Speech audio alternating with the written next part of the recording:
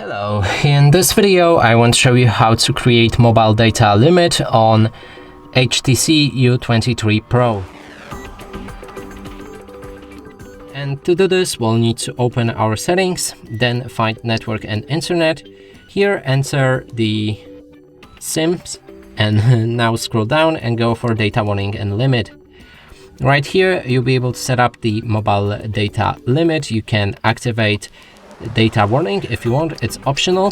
Then enable data limit itself, and here you'll be able to adjust the limit with megabytes or gigabytes. Keep in mind that 1000 megabytes is 1 gigabyte, and in this case we're going to go for 1500 megabytes.